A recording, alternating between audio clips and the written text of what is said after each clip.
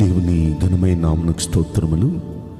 ఈ వాగ్దానం వింటున్న మీకందరికీ మన ప్రభువును ప్రియరక్షకుడైన యేసుక్రీస్తు నామములో శుభములు, మా హృదయపూర్వకమైన వందనములు తెలియచేస్తున్నాం. ఈరోజు దేవుని వాగ్దానం నిర్గమకాండం 33వ అధ్యాయము 17వ వచనం. నీ మీద నాకు కటాక్షము కలిగినది, నీ పేరును బట్టి నిన్ను ఎరుగుదును. ఈ వాగ్దానం వింటున్న మనందరి వెనుకడిలో మంచి దేవుడు నెరవేర్చునుగాక. ఆమేన్. ఈ వాగ్దానం వింటున్న ప్రియ దేవుని బిడలారా, మన దేవుడు మనతోనే సూటిగా అంటున్నారు. చూడండి, మన మీద ఆయనకి కటాక్షం కలిగిందంట. కటాక్షం అంటే దయ, ప్రేమ, వాత్సల్యత, వీటన్నిటికీ పర్యాయ పదాలు అన్నమాట. నిజంగా మన దేవాది దేవుని సన్నిధిలో అహర్నిశలు మనం చేస్తున్న భక్తికి, మన ప్రార్థనకి ఆయన రెస్పాండ్ అవుతూ ఆయన ఈరోజు పలుకుతున్నారు, నీ మీద నాకు కటాక్షం కలిగింది, నిన్ను ఎరిగి ఉన్నాను, నీ పేరును బట్టి నిన్ను ఎరిగి ఉన్నాను. ఒక్క మాట మనం పరిశీలిస్తే, సీఎం గారు అందరికీ తెలుసు, కానీ ఆయనకి మనం తెలుసా? ఆయనకి అతి తక్కువ మంది తెలుసు. ఈ వాగ్దానం వింటున్న మీలో అనేక మందిని గురించి ప్రభువు అంటున్న మాట, మీ పేరును బట్టి మిమ్మును ఎరుగుదును, మీ మీద నాకు కటాక్షం కలిగింది. దేవుని కటాక్షం మన పరిస్థితులన్నీ మార్చేస్తుంది. దేవుని కటాక్షం మన సమస్యలన్నిటి నుండి విడుదలిస్తుంది. దేవుని కటాక్షం మన జీవితాల్లో అద్భుతాలు జరిగిస్తుంది. నిజంగా ఈరోజు ఈ వాగ్దానం వింటున్న మనందరికీ నెరవేరితే ఎంత బాగుండును. అసలు ఈ వాగ్దానం దేవుడు ఎవరితో చెప్పారు? ఈ వాగ్దానం ఎవరితో చెప్పబడిన మాట ఈరోజు మనతో చెప్తున్నారు అంటే, అలనాడు తనకిష్టమైన భక్తుడు మోషేతో ఆయన చెప్తున్న వాగ్దానం. మోషేకి ఆ వాగ్దానం చెప్పడానికి గల కారణం, మోషేతో అంటున్నారు, మోషే నా ఇల్లంతటిలో నమ్మకమైన వాడు అంటారండి. ఆ మాట మనం సంఖ్యాకాండంలో 12వ అధ్యాయంలో 7వ వచనంలో మనం చూడొచ్చు. చాలా నమ్మకమైన వాడు, అంత నమ్మకమైన వాడు కాబట్టి మోషేని గురించి అంటున్నారు, అతడు నేను ఎరుగుదును, చాలా నమ్మకస్తుడు. ఈరోజున దేవుని నమ్ముకున్న ప్రియ దైవ జనాంగమా, మనం ఇంట్లో నమ్మకంగా ఉంటున్నామా? మనం వ్యాపారం దగ్గర నమ్మకంగా ఉంటున్నామా? ఉద్యోగం దగ్గర నమ్మకంగా ఉంటున్నామా? దేవుని సన్నిధిలో ఆయన్ని సేవించే విషయంలో, ఆయన్ని ప్రార్థించే విషయంలో నమ్మకంగా ఉంటున్నామా? నమ్మకంగా ఉన్న వారిని ఆయన ఎరిగిన దేవుడు. రెండవది, మోషేను ఎరుగుదును అనడానికి రెండో కారణం ఏంటంటే, 12వ అధ్యాయంలోనే సంఖ్యాకాండం 3వ వచనంలో ఆయన అంటారు, మోషే భూమి మీద ఉన్న వారందరిలో మిక్కిలి సాత్వికుడు అంటారు. అంటే మోషే మిక్కిలి సాత్వికుడు. దేవుణ్ణి నమ్ముకున్న మనం సాత్వికంగా ఉంటే, మిక్కిలి సాత్వికంగా ఉంటే మన దేవుణ్ణి మనం తెలుసుకోగలుగుతాం కాదు, ఆయనకు మనం ఎరుగుతాం. ఆయన అంటారు, నేను ఎరుగుదును వాళ్ళని అని. ఎందుకంటే మనం సాత్వికంగా ఉండాలి. సాత్వికం అంటే దీన మనస్సు, తగ్గింపు మనస్సు. అలాంటి సాత్వికమైన మనస్సు కలిగిన వారిని ఆయన ఎరుగుదుడు.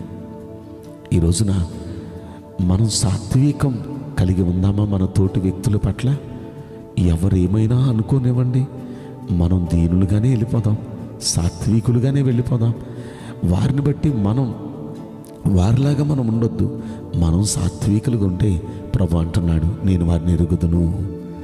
నిజంగా ఈయన సాత్వికం ఎంత గొప్పదంటే, 20 లక్షల కంటే పై చిలుకున్న ఇజ్రాయేలీలు ఎంత విసిగించారో మోషేని. మాటికి మోషేను విసిగిస్తూనే ఉండేవారు, మోషేను నిందిస్తూనే ఉండేవారు.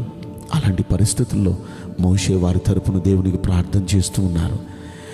దేవుడు వారు చేస్తున్న ఒక్కొక్క సమస్య, ఒక్కొక్క పొరపాటును బట్టి దేవునికి కోపం వస్తూ ఉండేది. దేవుడు వారి మీద ఉగ్రత కురిపిస్తాను అంటూ ఉండేవాడు. అయ్యా దయచేసి వారి మీద ఉగ్రత కురిపించొద్దయ్యా, వారిని క్షమించయ్యా, అయ్యా దయచేసి వారిని క్షమించయ్యా అంటూ దేవునికి ప్రజలకు మధ్య ఆయన బ్రతులాడుతూ ఉండేవాడు.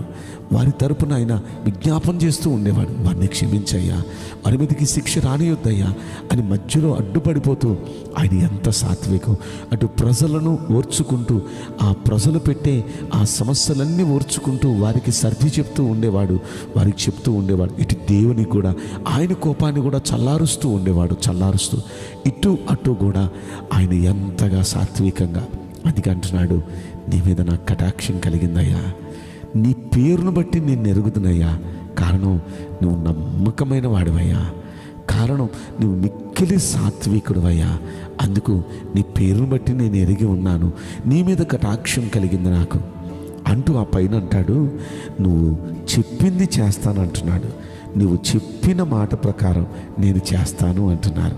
నిజంగా దేవుని కటాక్షం కలిగితే మనం అడిగింది మన దేవుడు మనకు అనుగ్రహిస్తారు. ఈరోజు ఈ వాగ్దానం వింటున్న మీరు ఏదేదో ప్రభుకి చెప్తున్నారు కదా, ఏదేదో ప్రభు దగ్గర నుండి ఆశిస్తున్నారు కదా. మీరు ఆశించింది మీకు ఆయన అనుగ్రహించాలి అంటే మన మీద ఆయనకి కటాక్షం కలగాలి. ఆయనకి కటాక్షం కలగాలి అంటే మనల్ని ఆయన ఎరిగి ఉండాలి. ఆయన మనల్ని ఎరిగి ఉండాలి అంటే మనం చేయాల్సింది కేవలం భక్తి మాత్రమే కాదు, నమ్మకస్తులుగా ఉండాలి దేవుని ముందు. అంత మాత్రమే కాదు, మనం మిక్కిలి సాత్వికులుగా ఉండాలి. ఈ రెండు పద్ధతులు మనం పాటిస్తే ఖచ్చితంగా దేవుడు మనల్ని ఎరిగి ఉంటారు. మన మీద ఆయన కటాక్షం కలిగిద్ది. మనం ఏది ప్రభువుకి మనవి చేసినా మన మనవులు ఆయన ఆలకిస్తారు. మోషే అడిగిన ప్రతి మనవి ఆయన ఆలకించారు. ఐగుప్తు దేశంలో ఉండగా మోషే ప్రార్థించిన ప్రతి ప్రార్థనకు జవాబిచ్చారు. ఐగుప్తీయుల మీద దేవుడు తెగుళ్ళు పంపిస్తూ వారిని దండిస్తూ ఉండేవారు. మరలా ఆయన ప్రార్థన చేస్తే ఆ తెగులు నుండి వారిని దేవుడు విడిపిస్తూ ఉండేవాడు. అలాగే ఇజ్రాయేలీల యాత్రలో 40 సంవత్సరాలు వారికి ఆకలి అంటే ఈయన ప్రార్థన చేస్తే వారి కోసం మన్నాను కురిపించేవాడు. నాన్ వెజిటేరియన్ కావాలంటే వారి కోసం పూరీలు కురిపించేవాడు. అయ్యా వీరికి దప్పిక అంటే ఆ దప్పిక కొరకు బండ నుండి నీరిచ్చేవాడు. వారికి దప్పిక అంటే ఆ దప్పిక కొరకు ఆయన ప్రార్థన చేస్తే వారి కోసం ఎడారిలోనే ఒక నదిని ప్రవహింపజేసేవాడు. ఇలా మోషే ఏది ప్రార్థించినా సరే మోషే ఆయన అడిగిన వాటన్నిటినీ అడిగిన వాటికంటే గొప్పగా ఆయన అనుగ్రహించారు. ప్రియ దైవ జనాంగమా, దేవునికి ఈ రోజున మనందరి మీద కటాక్షం కలిగిందని చెప్తున్నారు. మనల్ని ఎరుగుదును అంటున్నారు. అయితే మనం అడిగింది కూడా మనకు ఆయన అనుగ్రహించబోతున్నారు.